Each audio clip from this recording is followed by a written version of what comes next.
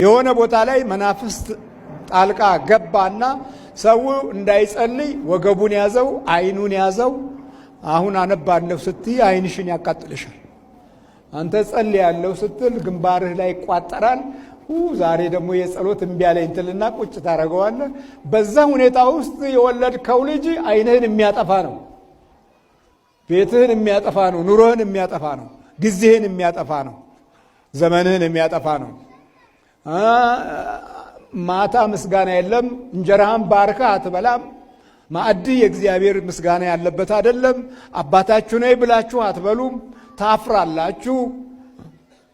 እንዲህ ብሎ ስመ እግዚአብሔርን መጥራት ያሳቅቃችኋል። እግዚአብሔር በድላችሁም በዘመናችሁም ላይ ዝም አለ፣ በጊዜያችሁም ላይ ዝም አለ፣ በሀብታችሁም በኑሯችሁም ላይ ዝም አለ። እሱ ዝም ሲል የሚወለደው ደግሞ የሚጮህ ነው። እግዚአብሔር ዝም አለበት ዘመን ውስጥ ለታሪክም ለእምነትም መልስ የማይሰጥ ከሆነ መልስ የሚሰጠው ዲያብሎስ ነው። ዲያብሎስ ይናገርሃል፣ አጋንንት ያወሩሃል፣ እርኩሳን መናፍስት ያወሩሃል። ቋንቋህ ግራ የሚያጋባ ነው። በምታውቀው ቋንቋ እየተናገርክ በምታውቀው በሚገባው ቋንቋ እያወራህ አይሆንም። በምታውቀው ፊደል እየጻፍክ አይታይም፣ አቤቱታ አይሰማም። ጉድ እኮ ነው። እኔ ያኔ የታሰርኩ ጊዜ አቤቱታ አሰማሁ ለበላይ። በሁለት ዓመቱ አቤቱታዬን ስፈልገው እንትን ውስጥ ተገኘ፣ ቆሻሻ መጣያ ውስጥ ታች። አልተሰማሁም። አትሰሙም። እግዚአብሔር ስማ ብቻ ነው እንጂ እንደው እንዲህ አድርጌ ነበረ ለማለት ነው እንጂ እንደማይሰማ እኮ ይታወቃል። እንዳይሰሙ ሆነው የሚቀመጡ ብዙ ናቸው። ይኸውልህ እንደዚህ ነው። መባረክ እምቢ ብሎናል። ወደ ትውልድ እንዲያልፍ ጊዜ አላገኘንም። አሁን የሚያልፈው ወደ ትውልድ የሚያልፈው አይነጥላችን፣ መተታችን፣ ክፋታችን፣ ምቀኝነታችን፣ ክፉ ቋንቋችን። ይሄን ለመስማት ጎበዞች ነን፣ ለመናገርም ፈጣኖች ነን። እግዚአብሔር ይባርክ የሚል ነገር ከአንደበታችን እንዳይወጣ ታስረናል። ሳንባርክ እንዴት እንባርካለን? እንዴት? መጀመሪያውኑ ለምስጋና ለጸሎት የተዘጋጀ ቤት፣ ኑሮ፣ ጊዜ፣ አካል አይደለም እኮ ያለን ብሎ ነው። ከዛ በኋላ መጸለይ ለሊት በተለይ 7 ሰዓት ላይ ሰይፈ ስላሴ አውቄ አይደለም፣ ድሮም ሰይፈ ስላሴ መጸለይ ስለምወድ ነው። ትምህርቱን ገና እየገባሁበት ስለሆነ ከዛ በቃ ወረረኝ። በቃ በጣም ቆነጠጠኝ። ዝልል አልኩኝና ተዘሬ ወደኩኝ። የሆነ ነገር ሲቆነጥጠኝ ከዛ በኋላ እንደገና መጽሐፍ ቅዱስን አንስቼ እንደገና መጸለይ ጀመርኩኝ። ከዛ እንደገና ከበር ከፍቶ መጣብኝ። ሳሎን አጠገብ የሆነች ኮሪደር አለች፣ እዛ ጋር ነበረ መጸለይ እየጸለይኩኝ ነበርኩ። የጸሎት ነገሩን ያዘጋጀሁት ማለት ነው። ከዛ በኋላ በሩን ከፍቶ የሚያሰራ ነገር መጣብኝ። እንደገና በሩን ሂጅ ያየሁትኝ በድፍረት መጽሐፍ ቅዱስ እየጸለይኩ ስለሆነ ምን አባቱ እንዳያደርገኝ ነው ብዬ አረኖ መንፈስ እንደሆነ ምናምን ማወቀው ነገር የለም። እኔ በቃ ዝም ብዬ እንደዛ ከሆነ እስኪ ምናምን ብዬ ነው። ከዛ እንዴትም ብዬ ጨረስኩትኝ። አሁንም ኔክስት ዴይም እንደዛው በቃ እየወረረኝ እንደ እባብ ይጠፈጠምብኛል፣ የሆነ ነገር አድርገኛል ምናምን ነገር። ከዛ እያልኩኝ መተኛት አልቻልኩም። ከዛ ስዕሉን ከዛ አነሳውና መኝታ ቤት ቀየርኩኝ። ይሄኛው መኝታ ቤት ካልተመቼም ብዬ እንደገና መኝታ ቤት ቀየርኩኝ። ከዛ ልክ ሽልክ እንዳለኝ መስኮቱ ዞሬ፣ ትልቅ የመስኮት ነው መኝታ ቤት ሁለቱ። ከዛ መስኮቱ እንትን አልኩና ዞርኩኝ፣ አዞሩን ብዬ በጎኔ። ከዛ ልክ ሽልብ እንዳልኩ መቱ ይጫነኛል። ዳመና ነው የሚመስለው፣ ጥቁር ያለበት የሰው እንትን ያለ ይመስላል፣ ግን ጉም ነው በቃ። መጨረሻ ላይ ሲሄድ ነው ያየሁት። እየተጫነኝ ግን አላወቅኩም ነበረ። ከዛ በኋላ እና አሁን እሱስ ምንድን ነው ያ ነገር መንፈስ ሂዶልኛል ከምለው እሱም ጥያቄ መጀመሪያ እንደ ጥያቄ ነው። አዎ ልትለኝ ስለሚችል እንትን ብያለሁ። ኦልሞስት ተመልሶልኛል በእንትኑ ማለት ነው። እና ከዛ እያልኩኝ እንደዛ እያበርኩኝ እንደዛ እየሆንኩኝ ባለቤቴ ምንም አይልም። በቃ እሱ ተኝቷል፣ ልጁን ተኝታል። እኔ ግን እንትን ላለው መኝታ ቤት ቀያይራለሁ፣ ስዕሉን ጾለት ቤት ቀያይር ምናምን ስል ከዛ ልክ 7 ቀን እየሄድኩኝ ቤተክርስቲያን እየቻልን ጸበል እየጠመኩኝ እንትን እያልኩ እየሰገርኩኝ ምን እያልኩኝ ጨምሬ እየሰገርኩኝ ከተሰጠኝ ንስሐ ስግደት በላይ በሚችለው ህቡ ስሞቹን በአንድ ጊዜ ነው ያልኳቸው። በቃ ከአንተ ሰማውና የመጀመሪያ ገጠመኝ ታዳም ቅዱስ አዶናይ ኤልሻዳይ ጸባኦት ኢየሱስ ክርስቶስ እግዚአብሔር የሚለው እስከ መጨረሻ ነው። ከዛ ድሮም እንደዛ ስለምን በሰባቱ ሊቃነ ሰማዕታት በ24 ካህናተ ሰማዕታት 9 ነገደ መላእክት 12 ሐዋርያት ሳይቀር 7 አርድእት ራሱ ሳይቀር እየጠራው ነው ጸልይ ማለት ነው። ከዛ በኋላ ልክ በሰባተኛው ቀን ኧረ ሚካኤል እባክህን ነገር አስወግድልኝ እባክህ ልተኛ አልኩትኝ። እባክህ ስዕልን እኮ አሰልኝ ማሰቃየው እንድታስኬድልኝ ነው እባክህን አልኩት። ከዛ መጨረሻው ቀን ተጠቅልሎ በጣም ተጠቅልሎ ትልቅ ነገር ቀጥታ በመስኮት ልክ እንደ ሰው ነው ልቅ አድርጎኝ ዞር ብሎ ሲወጣየው ሲል በመስኮት ከላይ ላይ ማለት ነው። ከዛ በኋላ ልቅቀኝ፣ የሚያንቀኝ የለም የሚይዘኝ የለም ምንም የለም። ከዛ እንደገና በ15ኛው ቀን አሁንም ሳይንስ አልጨርስ ልጆቹን ጠዋት ላይ ወደ ትምህርት ቤት ሰኘውኝና ተመልሼ የተኛው የመተኛት ልምድ የለኝም። ጠዋት ላይ ተመልሶ የመተኛ ልምድ የለኝም።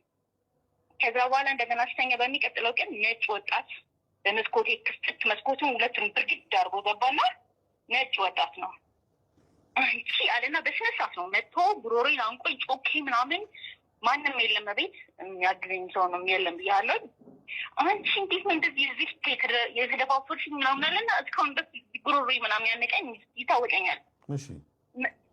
መጣና እንዲህ ነው ልክ በዚህ ልክ ምናምን ነገር አንቺ ምናምን አለኝ። አያየሁት እንደዚህ ልክ አደረገኝና ተናይቀው ምናምን በስላሴ ስም ቅዱስ እግዚአብሔር ቅዱስ ኃያል ቅዱስ ያው ምናምን እያልኩ ብቅ አልኩኝ። ከዛ በኋላ ሄደ። ከዛ በኋላ ጉሮሮዬን አየሁት ምናምን ትንሽ አንቆኝ ነበረ። አሁን እዛ ራሱ የከረከረኝ ምናምን ስል እንደ ቶንሲል ያልነበረብኝን ማመን ጀመረኝ እዛ ያነቀኝ ቦታ ላይ ማለት ነው። فيري الجديد الأقوى للحين أقوى تركيبة في قارو አንቀኝ የሚያስተቃይ ምናምን ከዛ እያልኩኝ ልክ ይፍታ ተዋልኩኝ ጨረስኩኝ ነሳይናን። ከዛ በኋላ እነዚህ የሚቆጠቁጡኝ የሚቆራሩጡኝ ሳይከስላትን ስቲክ ሳነብ ማለት ነው የሆነ ነገር መጥቶ ይቆነጥጠኛል። ከዛ በዛ ልክ አለፍኩ ምናምንና ህልሙ ትንሽ ችግር ነው። ከዛ በኋላ በደንብ መጸለይ አርጋኖን ወዲያውኑ ገዛው። የሌሊ መጽሐፍ አርጋኖን ነበር። ያው መጽሐፍ ስለምወድ ነው። በነገራችን ላይ ብዙ መጽሐፎች አሉ። በጣም ይገርማል። አሁን ያለሽበት መንፈሳዊ ትጋት ጥንካሬሽ ከበፊቱ ጋር ስታነጻጽሪው ምን ይመስላል? ልክ የመናፍስትን ውጊያ ስትጋፈጩ ዝም ብሎ ውዳሴ ማርያም እየጸለዩ ቤተክርስቲያን ከመመላለስ ጋር ስታነጻጽሩ ምን ይመስላል?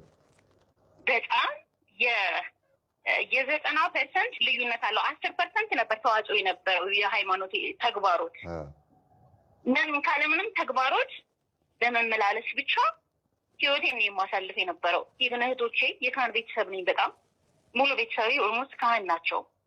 ግን እስቲል እያየሁት ያለሁት በቤተሰቤ ህይወት ውስጥ በሁሉም ማለት ነው በእኔ ዙሪያ ባሉ በእናቴም በአባቴ ቤተሰቦቼ በሙሉ የከንቱ ህይወት ነው የሚኖሩት ካለ ተግባሮት ማለት ነው ደርሶ በመመለስ ብቻ።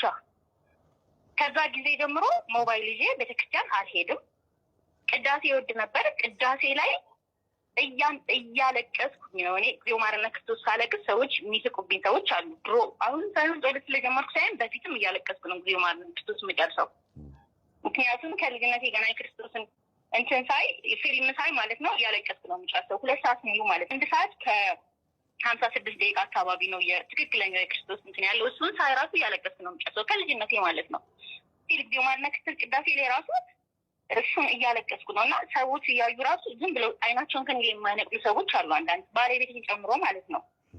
እና ግን ይሄ ከእኔ ፈልጌ አይደለም ከውስጥ ምናልባትም አንተ እንደምታስተምረን መንፈስ ሊሆንም ይችላል።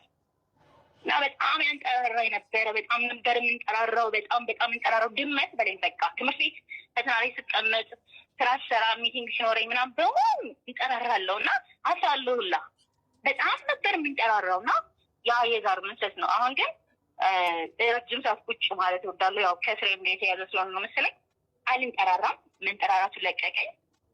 እነዚህ ደግሞ እጅግ በጣም ብዙ እህቶች ላይ የሚታየው ነገር ግን እኔ ጋር የለም። እናትና አባቴ የጸሎት ሰዎች ናቸው። የምትላቸው ነገሮች እነዚህ እነዛር እነ ምናምን አዳኝ ወርቁ መንፈስ እንደሆነ ምናምን አባቴ ቤተሰብ ላይ ያለው መስሎኝ ያረና ጸሌ ነበር እናንተ ቤት? አይ አባትና እናቴ ያው በቅስና ነው። በ7 ዓመቷ እናቴ፣ አባቴ ደግሞ በ24 ዓመቱ ነው። በ20 ዓመቱ ነው የተጋቡት። አባቴ ቄስ ስለሆነ ማለት ነው። እና ምንም የለም። ግን በእናቴ በኩል ዛር እንዳለ የሚነግሩኝ አክስቶች ያሉ አንደኛዋ በደንብ ታውቃለች። አሁን እግዚአብሔር የተመሰገነ ይሁን እንትን ቁርባን ተቀብላለች፣ ቅዱስ ቁርባን ተቀብላለች። ትታው ማለት ነው። ጨሌ ታመልክ ነበር? አይ አሮን ነው ጨሌ ይኑር አይኑር ምናምን የማውቀው ነገር የለም። ግን በሚገርም ሁኔታ ምንድን ነው ይሄ ከሰይጣኑ ጋር በቃ ሙሉ በሙሉ ስትነጋገሩ ሰምቻለሁ። ቢገርም እኮ ነው። ሰይጣንን በፊት ለፊት ማናገር መቻል በራሱ መቻል ስራቸው ችሎታው አለ። ሞራሉ አቅማቸው ሞራሉ እንዴት ሃይማኖተኛ የሆነ ሰው እግዚአብሔርን ማናገር ሳይችል ሰይጣን እንዴት ያናግራል? ቤተክርስቲያን አዘግታ የምትመጣው መምህር ቤተክርስቲያን ቅዳሴ አይፋትም እና እዚህ ይሄ ፊልም ገበርለት ቦታ ላይ በስነ ስርዓት ፈረንጆች እንደሚሉት ተግባሩን የሚፈጽሙበት ቦታ ላይ ትሄዳለች። ስቲል እንደምትሄድ እኔ ብቻ ነኝ የማውቀው። አሁን ነው ያወቅሁት። እና ትለኛለች በአባታችን በእኛ ማለት እንደዚህ የባለስልጣን ዘርነን ሀብታም ዘርነን የሚባል ነገር አለ አይደለም? እንደዛ አይነት ቤተሰብ ነው ቤተሰባችሁ ማለት ነው። በጣም ማለት ነው። አንተ ማን ያለው? አንተ የሱዳን መተት ምን አድርጉት የተባለ ክርስቲያንና ሙስሊምን አጣሉት ነው። እሺ በቃ በምንድን ነው የገባችሁበት? በአምቧ ጠርሙስና በግማሽ ሊትር ውሃ። እሺ ከዛ በኋላ በምግብ ደግሞ እንዳይሰራ ተደርጓል። እንዳይሰራ? ሌላ ማን ያለው? መጀመሪያ ድሮ በፊት የነበረው። እሺ ልጁ ሙስሊም ነው እንዴ? አው ሙስሊም ነው፣ ጥርት ያለ ሙስሊም ነው።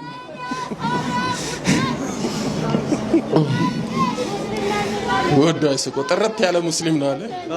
እስኪ አሻርክ ምንም አይደለም። ምን እስኪ ና ወደ ላይ አውጣው እስኪ ከፍ። ጥርት ያለ ሙስሊም ነው። ስሙ ማን ነው? ሰይድ ነው ስሙ። ሰይድ። ሰይድን ምን አረጋችሁት? እስኪ ሰይድን በቃ በግድ ክርስቲያን እንዲሳደብ እያደረግነው ነው። እሺ አባቱ ደግሞ በገብርኤል ስም አርዷል። እሺ በቃ ያ ነገር ስላለ ነው እንጂ አገር ምን አለናበጣበጥ ነው ልጁን አጋጋለን። እሺ በቃ እሱ ደግሞ ይሄ ቁርአን ላይ አትወዳጁ የሚለውን አነበበ። ምን የሚለውን? አትወዳጁ ከሌላ እምነት ጋር አትወዳጁ በቁርአን መንገድ ነው። የሆነ ሰዓት ላይ የሆነ አንቀን ከበፊትም ሰይጣን ነበረበት። አነቅ ነው ምኑን ያነቃችሁ? ሙሉ ሰውነቱን በቃ ትንፋሽ አሳጠር ነው። ትንፋሽ አሳጠር ነውና ሞቼስ ቢሆን ኖሮ ምንም ሳልሰራ ምንም ሞቼ በወስ ነው ኖር ብሎ ነው በዛ ነው የሰለም። ዛሬ ሰይድ ወደዚህ እንዴት ሊመጣ ቻለ? አባቱን ያመጣው አለ። አባትየው አለ። የራሱ የሰይድ አባት እዚህ አለ። አባትየው ሙስሊም ነው። አባቱ ሙስሊም። እስኪ የሰይድ አባት የሱ አባት ማን ነው? የልጁ አባት ደሊል ነው ስሙ። ደሊል ና እስኪ ደሊል። እንግዲህ እንዳናሳልም ሙስሊም ነህ ና ሰላም በለኛ። አይዞኝ አታልቅስ፣ ጠላት ያልቅስ። አይዞኝ ደሊል ሙስሊም ነህ። ልጅ ነው። ምንድን ነው ልጅ የሆነው? በቃ 7 ወሩ ማን እንዳደረግ ብያለቅ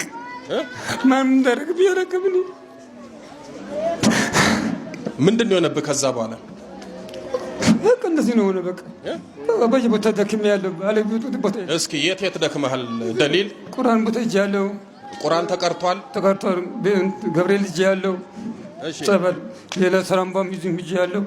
በየቦታ የቀረኝ ቦታ የለኝም። ይኸው ልጅን እንደዚህ ያደረገው ሰይድን መተት ነው። አብልቶ አጠጥቶት ነው እንደዚህ አፍዘው ቁጭ ያደረጉልን። ተማሪ ነው። ምንድን ነው የሚማረው? ኤሌክትሪክ ዝርጋታ። እሺ እና አንዳንዴ ደግሞ ዲኮር ምናምን ይሰራል ከልጆች ጋር። አሁን አንተ ሙስሊም ነህ። እዚህ መጥተህ ልጅ ተፈውሶ ይሄዳል። እግዚአብሔር ከፈቀደልህ ክርስትናውን መቀበል ትችላለህ። አይ ካልክ ደግሞ እግዚአብሔር መሐሪ ነው፣ ሁሉንም የፈጠረ እሱ ነው። ፈውሱን ይዞ መሄድ ይቻላል። ወደዚህ የመጣችሁትም ለዚህ ነው። ቤተ ክርስቲያን ሙስሊም ክርስቲያን አትልም። ማንም ሰው ታሞ ቢመጣ አገልግሎቱን ትሰጣለች። እንደውም ከኛ በተሻለ አህዛብ ወይም ደግሞ ሙስሊሞች እየተፈወሱ ይሄዳሉ። እዛው ደግሞ ክርስትና የሚነሱም አሉ። ከዚህ በፊት ስናገር ሰምታችኋል አይደል? የኔ ባለቤት ራሱ ሙስሊም ነበረች። ታማ አጥምቂያት አስጠምቂያት እመቤታችን ምራልኝ ክርስትና አስነስቻት ነው የተጋባ ነው። ትላንት ሙስሊም የነበረችው አሁን ክርስትና ተነስታ ተጋብተን ሶስት ወልደን በሷ ላይ ነው ቅስና የተቀበልኩት። እግዚአብሔር ቤት በኩል እንደሚጠራ አናውቅም። አሁን እኔ ዛሬ እናንተን የማገለግልበት ክህነት የተቀበልኩት ትላንት ሙስሊም በነበረችው በባለቤቴ በኩል ነው። እግዚአብሔር መንገዱ ብዙ ስለሆነ ማንም መጥቶ ይዳን። አይዞኝ እንግዲህ እሺ። ልጁ ምን ልታረጉት ነበር? በስላሴ ይሻል በቃ አስገደለው። በቃ እኮ ጨርሰናል። ልታስገድሉት? ጨርሰናል እኮ እሺ፣ ጨርሰናል። ሌላ ምን አረጋችሁት? እስኪ ልጁን ዘሩ በቃ ዘሩን ጨፈጨፍ ነው። እሺ፣ ከ15 ዓመት ጀምሮ ሴጣን በሴጣን ነው መጀመር የተላከበት።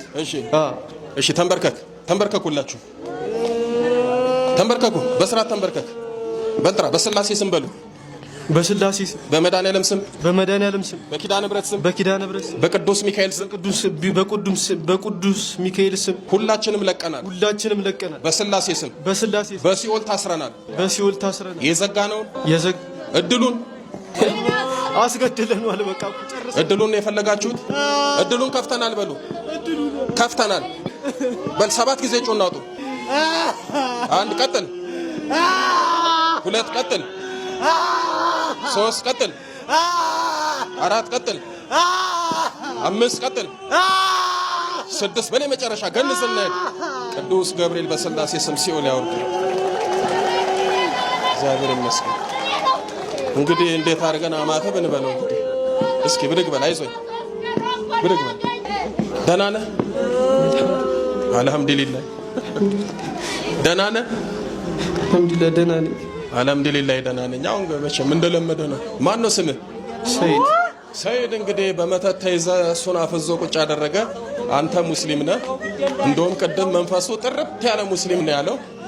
እንግዲህ ኪዳነ ምሕረት ምራሃለች፣ የመጨረሻ ታድርግልህ በሉት። እንግዲህ ልጆትን ይዘውት ሄዱ። እሺ አይዞህ። ቃሉ እንዲህ ይላል ሉቃስ 8 ቁጥር 1 ላይ ከዚህ በኋላ እየሰበከና ስለ እግዚአብሔር መንግሥት የምስራች እየተናገረ በየከተማይቱ በየመንደሩም ያልፍ ነበር። 12ቱም ከእርሱ ጋር ነበሩ። ከክፎች መናፍስትና ከደዌም ተፈውሰው የነበሩ አንዳንድ ሴቶች፣ እነርሱም 7 አጋንንት የወጡላት መግደላዊት የምትባል ማርያም፣ የሄሮድስ አዛዥ የኩዛ ሚስት ዮሐናም፣ ሶስናም፣ ብዙዎችም ሌሎችም ሆነው በገንዘባቸው ያገለግሉት ነበር ይላል። በምናቸው ነው የሚያገለግሉት? በገንዘባቸው ያገለግሉት ነበረ። ባላቸው ሁሉ ይሳተፉ ነበረ ለአገልግሎቱ። ዛሬ የዚህ እናንተ እንደምታከናውኑት እዚህ ከክፉ መንፈስ ጋር እኔ ስታገል፣ እናንተ ደግሞ ቤተ ክርስቲያኒቱን ባላት ኢኮኖሚ በሚገጥማት ችግር ትሳተፋላችሁ። በኢኮኖሚ ጎደለ የተባለው ላይ ታሟላላችሁ። ልክ ያ ሁኔታ ነበረ በዛ ዘመን ውስጥ። መግደላዊት ማርያም 7 አጋንንት የወጡላትም፣ በጣም ደግሞ የሚገርመው የሄሮድስ አዛዥ የኩዛ ሚስትም የክርስቶስን ጸጋና ሞገስ ተቀብላ አትለይም ነበር። ዋናው ማለት ነው የቤተ መንግስቱ አዛዥ የሆነው ዮሐና ክርስቶስን ተቀብለዋለች፣ ወደዋለች፣ አፍቅረዋለች። ክርስቶስ ሲመጣ የማይማርከው ነገር የለም። ክርስቶስ ሲሰራ የማይማረክ ማንም የለም።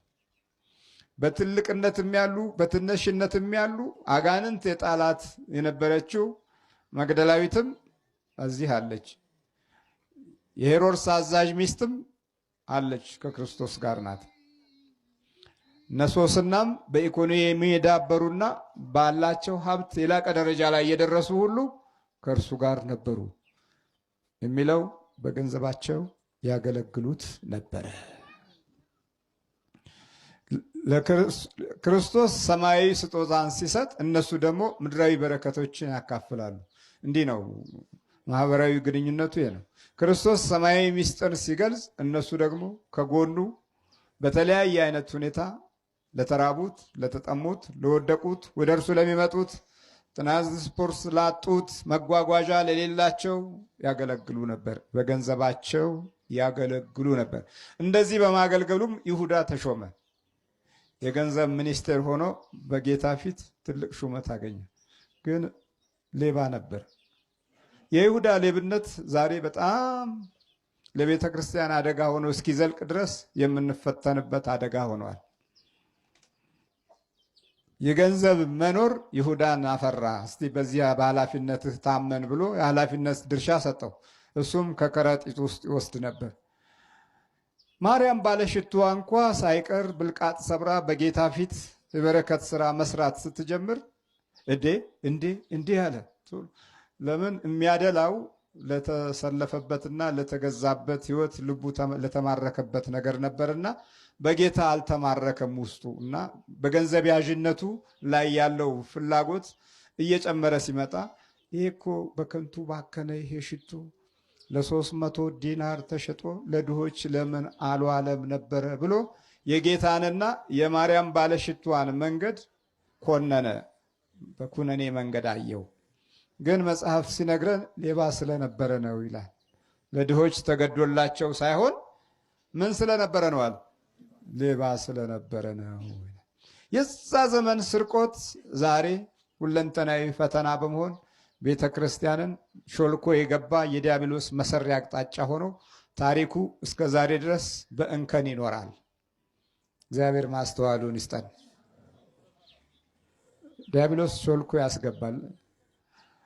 ክርስቶስን ለማየት የተጠቀመበት ክፉ መንፈስ በፊት አየ የእግዚአብሔር ልጅ ሆይ ልታጠፋኝ እንዴት ትመጣለህ እያለ ይሸሽ የነበረው መንፈስ ቀጥታ በይሁዳ በኩል መመልከት ጀመረ።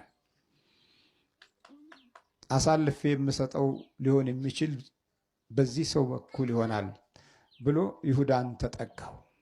ይህም በገንዘብ የማገልገል ባህሪያት ውስጥ ሌሎቹ በገንዘብ ሲያገለግሉ ከውስጥ ያለው ደግሞ በገንዘብ ምክንያት ሕሊናውንና ልቦናውን ማስተዋሉን ሲያጣ እናገኛለን። እና እዚህ የምናየው ቅዱስ ቃል የሄሮድስ አዛዥ የኩዛ ሚስት ዮሐናም ይላል በገንዘብ ታገለግል ነበረ። የሄሮድስ አዛዥ የኩዛ ሚስት በክርስቶስ ፍቅር ተይዛለች። ትልቅነትን በአግባቡ ካልተነዳ ነው፣ በክርስቶስ መንገድ ካልመራ ነው አደጋው በጣም ሰፊ ነው። ይሄ ማዕረግ፣ ስልጣን የሚባሉ ነገሮች ዘመናዊ የማደንቆሪያ ጠባያት አሉት። ማዕረግ በክርስቶስ መንፈሳዊ ጥላ ውስጥ ዝቅ ማለትንና የበረከት ተስፋን ለሌሎች መዋል በማያስችል ሁኔታ ውስጥ ከተያዘ ጉዳቱ ሁሉንም በአንድ ዘመን ውስጥ ያደቃል። በጣም አደገኛ ነው። የማስተዋል መንፈሳዊ መርሆችን ብቻም ሳይሆን ስጋዊ አካሄዶችንም በራሱ ጠልፎ የማጥፋት ጠባያቶች አሉት። በአኗኗራችንም ሆነ በቤተሰባዊ ታሪካችንም ላይ የራሱ የሆነ የማፈንገጥ ገጽታ ይታይበታል። ያንን ለመከላከል የክርስቶስ መንፈሳዊ ጉዞ ያስፈልገናል። ስለዚህ የሄሮድስ ሚስት የሄሮድስ አዛዥ ሚስት ኩዛ የኩዛ ሚስት ከክርስቶስ ጋር በነበረችበት ጊዜ ሕሊናዋን ሙሉ በሙሉ ስለሰጠች ያ ታሪካዊ ዳራዋ በዚህ በመጽሐፍ ቅዱስ ውስጥ በክብር ተቀምጧል። ለክርስቶስ አገልግሎት የሚውል ሕይወት ስለነበራት እሷን የሚያዩ ሰዎች ሁሉ በበላይነት የነበሩ በሙሉ ክርስቶስን ያገለግሉ ነበር። ክፉ መንፈስ ብዙ ድሆችን ከመያዝ አንድ ትልቅ የባለስልጣንና ኃይልና አካል መያዝ ይሻለዋል። ከዛ በኋላ ብዙዎችን ለማጥፋት የሚችለው በዛ ባለው ስልጣን ልክ ነው ማለት ነው። ብዙ ወደ ታች ያሉ ሰዎችን ከመያዝ ብዙ ወደ ላይ በእውቀት ከፍ ያሉትን ሰዎች ቢይዝ በዘመን በጊዜ ዝቅ ካሉት ሰዎች የበለጠ ብዙ የሚወድቁ ሰዎችን ሊያፈራ እንደሚችል ክፉ መንፈስ ያምናል። ስለዚህ ስትራቴጂው ይህን አይነት አካሄድ ስለሚሄድ ክርስቶስም ደግሞ ወደ ላይ ካሉት ውስጥ አንዷን ከሄሮድስ አዛዥ ከሆነው የኩዛ ሚስት መለወጥ በመንፈሳዊው ሂደት ውስጥ ብዙ ጊዜ የበረከት ስራዎች እንዲገለጡና እነከሌም እኮ እዛ ውስጥ አሉ እንዲባል መንፈሳዊ አገልግሎቱና መንፈሳዊ ምስራቹ በሌሎች አድማጮችም ዘንድ የተከበረ ቦታ እንዲኖረው የማድረግ ሰውኛው ማካሄድም አለው። በሌላ በኩል የኩዛ ሚስት ለእግዚአብሔር ክብር ተጠርታ ነው። በሷ መጠራት ደግሞ ሌሎችም ሕይወታቸውን ለክርስቶስ ይሰጣሉ። ስለዚህ በገንዘብ ያገለግሉ ነበር። ብዙ ሕዝብም በተሰበሰቡ ጊዜ አለ። አሁን ሁሉም ተሰብስቧል። በተሰበሰበ ጊዜ ከከተማዎቹ ሁሉ ወደ እርሱ በመጡ ጊዜ በምሳሌ እንዲህ ሲል ተናገራቸው። ዘሪ ዘሩን ሊዘራ ወጣ። ሲዘራም አንዳንዱ በመንገድ ዳር ወደቀ፣ ተረገጠም፣ የሰማይ ወፎችም በሉት አለ። ሌላው በዓለት ላይ ወደቀ። በበቀለም ጊዜ እርጥበት ስላልነበረው ደረቀ። ሌላውም በእሾህ መካከል ወደቀ። እሾሁም አብሮት በቀለና አነቀው። ሌላውም በመልካም መሬት ላይ ወደቀ። በበቀለም ጊዜ 100 እጥፍ አፈራ። ይህንም በተናገረ ጊዜ የሚሰማ ጆሮ ያለው ይስማ ብሎ ጮኸ ይላል። አዳም ወዴት ነህ ያልከኝ፣ በፍቅር ድምፅ ፈለከኝ። አልብሰኝ ነጩን ልብስ፣ እወድሃለሁ ኢየሱስ፣ አከብረሃለሁ ክርስቶስ።